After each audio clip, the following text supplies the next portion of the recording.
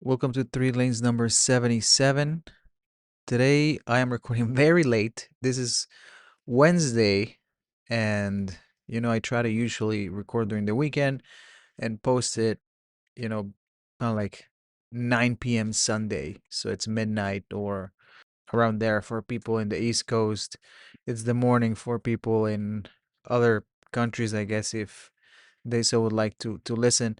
But long story short, this one's late. Last week it was busy, so busy. Work has exploded in my face and I've had to deal with so many things, and school was very very busy last week. I was taking two classes at the same time, and in this program it's very intensive, so it's 5 weeks per class. We're in summer session, so it's technically 4 weeks per class. These are not electives, but these are the last few classes that I need to take. And it was 1.5 units. So 3 units would be like a full-fledged class, you could say, and 1.5 it's the the the lighter classes, right? Like least intense. But I was taking two classes with 1.5 units, so technically it's somehow easier. But in this case, I had a 10-page paper due Sunday. I had a discussion post, a response to a discussion post, uh, and another paper due the same day. So it's four things. Even though I started those earlier, I didn't have time to finish them before the weekend because the whole as it should be, right? Like as it should be, I should be using the time for work, the time allocated to work for work, right? And then maybe evenings or nights to do homework. But in this case, besides using the time allocated for work, I have to keep working at night. So sometimes it's more than 12-hour days, right? So I don't have time to do homework. I've been fortunate enough that it had been relatively slow, like maybe normal, let's call it, not slow but normal at work. The normal load of work, the normal load of school, that's fine, that's easy, I can do it. But if you double the amount of work, man, it has been kicking my butt. But enough of that, enough venting, enough rambling. Now I would like to talk about something that's somehow opposite of the last episode. So this time we're going to be talking about something that the CEO from Audi said. I think this from May, the article or the quote came in. When did he say this? May 26th, around there. So I wanted to do it last week and it was already a little bit late. But the CEO from Audi said that the global product is dead. I'm paraphrasing here, but he said that, or that we can title this podcast, The Death of the Global Product, right?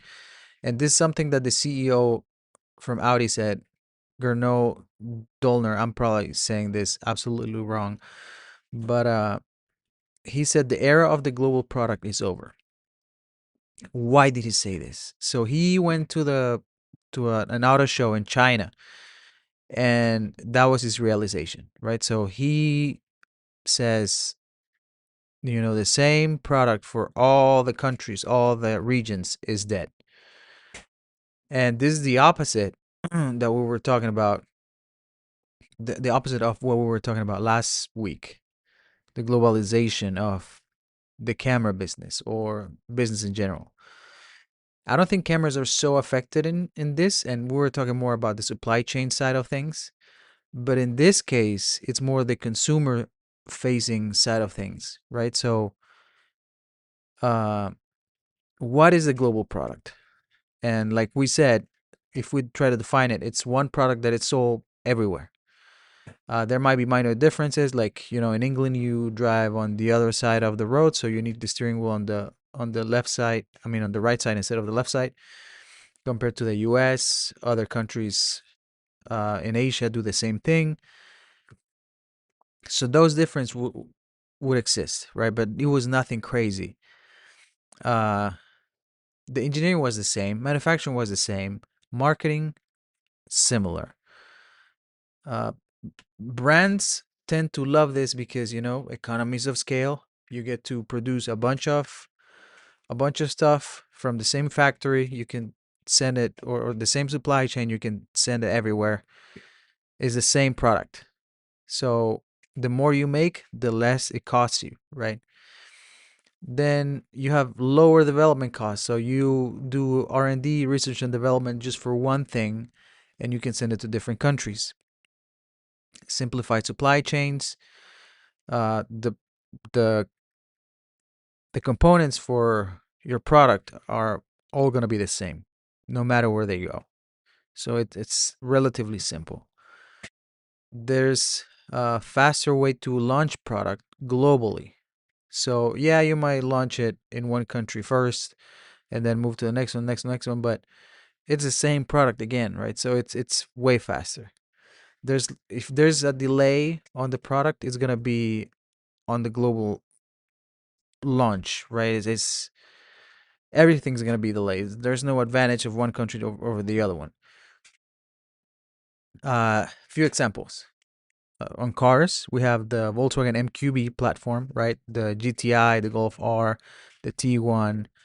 I think the the the Porsche Macan uses the same platform. Audi uses the same platform. Toyota, they have global models, right? The Corolla is here, and the US, the Corolla is everywhere. BMW and Audi, they share architectures. BMW, Volkswagen, and Audi share global architectures, right? So, or BMW also shares architecture around the globe, just like Audi does. That's what I meant.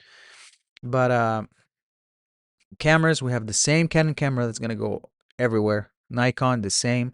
Sony, the same. There might be firmware changes. I don't know, maybe, and that's a maybe, right? But that's at most what's gonna happen. Watches, there's barely any differentiation. The same Rolex is gonna be sold everywhere. Omega everywhere. Sometimes they have boutique exclusives, but it's not something that's gonna affect the full line all the time. Uh, the second thing that I wanted to add, and it's something that I learned as of last week or 2 weeks ago, it's the Raymond Vernon's product life cycle theory.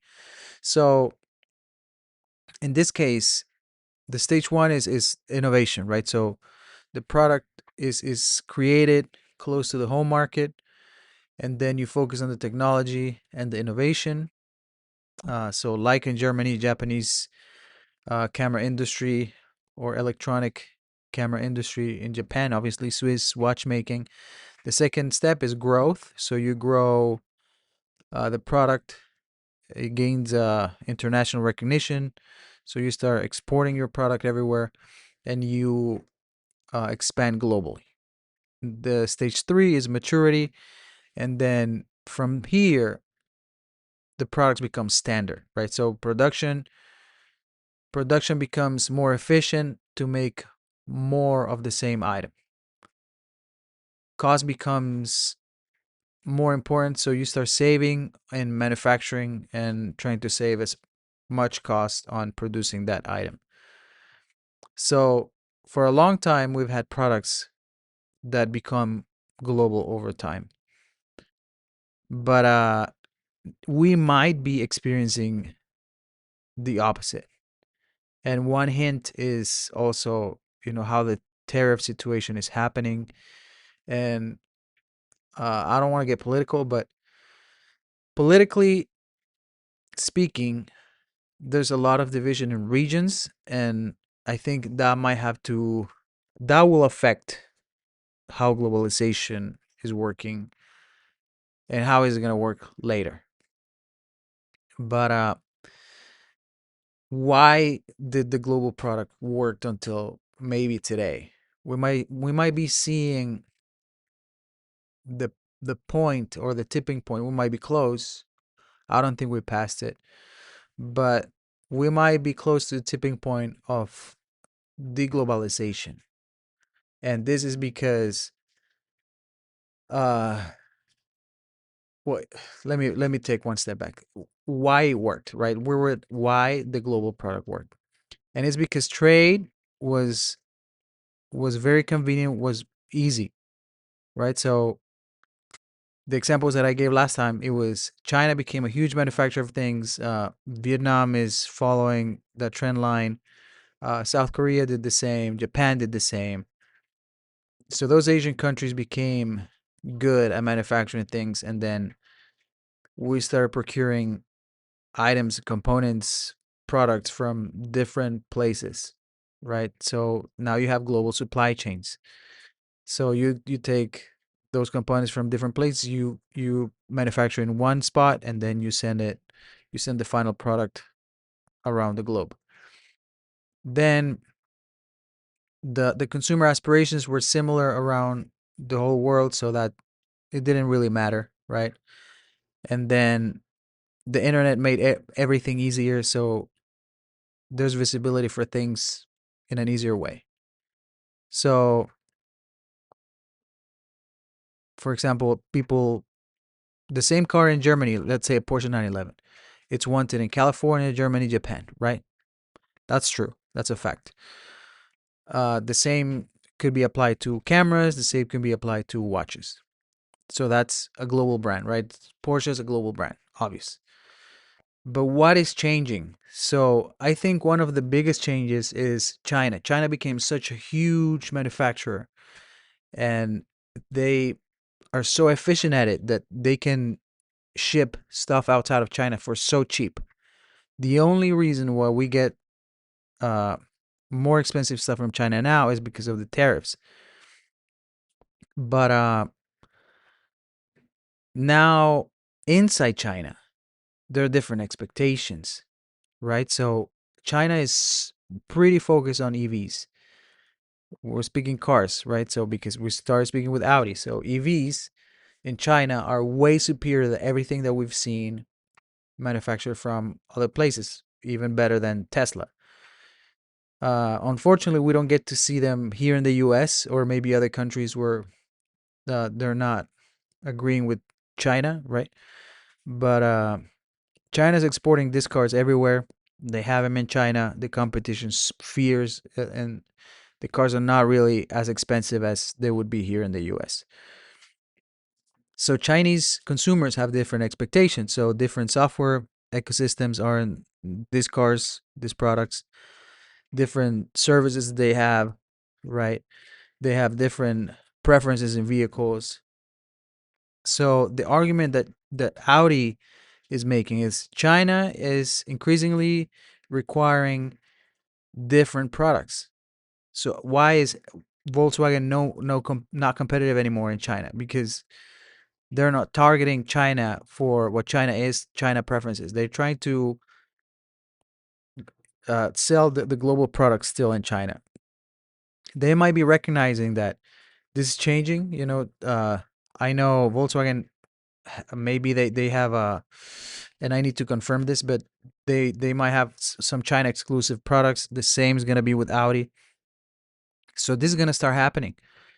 And again, tariffs and trade, there's a lot of friction there. There's a lot of tariffs imposed from the US to China, China to the US. So I don't think we're going to see the same products as we have been seeing lately, right? So a lot of manufacturing is going to start changing. Uh, for example, I I know action figures. Don't ask me how I know this, but action figures, the the the collectors of action figures, I've seen complaints of people that prefer China manufactured toys over, let's say, Vietnam manufactured toys. They said that the quality is worse in Vietnam. That's at least now in toys. In electronics, something similar has happened, but I think Vietnam is improving. They're not at the level of China where China was in electronics, but Vietnam is improving. So I think it's just a matter of time where we start seeing products getting manufactured somewhere else. I don't know if one of these countries might take over the spot that China had before, because China's probably gonna move to a different level. Again, I don't want to get too political here, but this is what I see so far. Um, Next, we have the different the different let's call it let's stay in regulations, because at least for cars, right? California has different emission standards than other states, or the US has different standards than Europe. And there's actually a debate going around that California might pass a law for tires, right? So we might see the end of summer tires here in California, and it's gonna suck. I hope that doesn't pass, but see, that's something that's deglobalizing the the products, right? Tires applies the same. Different software requirements in China and the US. The software requirements are completely different. I know for a fact that a lot of uh, companies don't buy stuff that has electronic components made in China, because surveillance and all that stuff. So yes, that contributes too. So I think Audi might be onto something. We might be seeing the return of regional products. So for example, Audi, instead of being a global brand, it's gonna have localized products. They're gonna have different solutions for different countries, or like North America, Europe, China. And we already see some of that, because China, again, they're focusing on EVs. Europe, for example, we've barely started getting the station wagons here in the US, like the Audi, BMW, they're bringing them back. Volvo always had it, but I think Volvo is kind of like not selling as many as well, maybe the 90s, the 80s, obviously. But Europe always gets them. That's another local product, right? Like the station wagon. Watches, you see it less, but there's always regional editions, right? Like sometimes they have a different numerals for different sometimes they have numerals for like Middle East regions that they don't have anywhere else. Sometimes they have different dials for different regions. So it could be market specific releases, right? It's not gonna be completely different, all different movement, all that stuff. No, probably not. But you will see aesthetics that are gonna be different, and they're gonna target the taste of the consumer here in the US, the other ones in Asia, and all that stuff. So might be onto something. But on cameras, I see that a little less, right? I don't see, maybe if there's a local brand that comes out, but I don't see anything from the big brands trying to not um to not target the global market. So cameras is a little bit different, right? But here we're seeing a transition between commoditization versus identity. Something that I wrote on the Substack. If you want to go read it, it's there. I can leave a link on the description. But we're at a point where the global product was a commodity, and now we're gonna be moving to something that it's gonna be more identifiable with the region. So similar specifications, similar performance, easy comparison, and price competition was similar. That was a global product. And to a certain extent, before anybody says anything, that happened with cars already, right? So Audi is not saying anything that is revelatory, or a revelation of something of the future, because there were some products already. There were some car models that were country specific. For example, in I know in El Salvador we have the Volkswagen Gol, not the Golf, GOL. right? It was a more rounded version of the Golf. This was in the maybe early 2000s, late 90s. I remember seeing those. It was not the same, similar but not the same.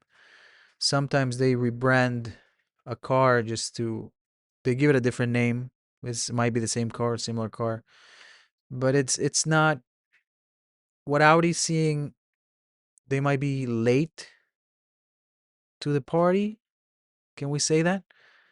Because there were already some models, right? Like I said, there were already some models that were region specific. So is Audi late? I don't know. But again, how can a brand escape commoditization, making something more identifiable, appealing to heritage, right? Like in the watch industry or Porsche, for example, racing heritage. Regional relevance. You gotta have a relevance in the market that you want to sell for you to be able to sell. Emotional connection. It could be watches are always an emotional purchase. Uh, Porsche can appeal to the emotion of racing and so on. So again, is this the end of the globalization or the global product? I mean, through the internet, social media, we're still connected.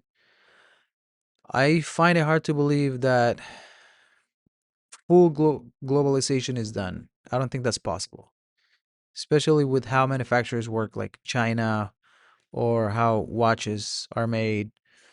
I don't think that's possible. There might be some more targeting in regions. Yes, I agree. But that's something that we saw to a certain extent. So I think maybe the death of the global product is not the right way to go, but maybe the evolution of globalization. We'll see. Because I think globalization comes and goes, right? It's like a cycle. Sometimes you globalize, sometimes you deglobalize. So we'll see. Let me know what you think about this subject.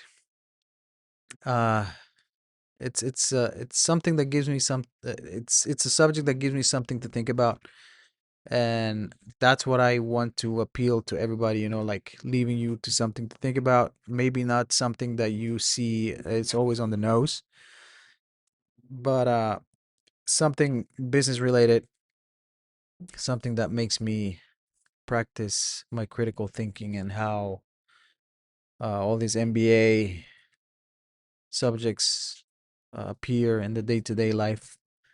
So, yeah, I appreciate your time. Thank you for sticking around. I'll see you next time.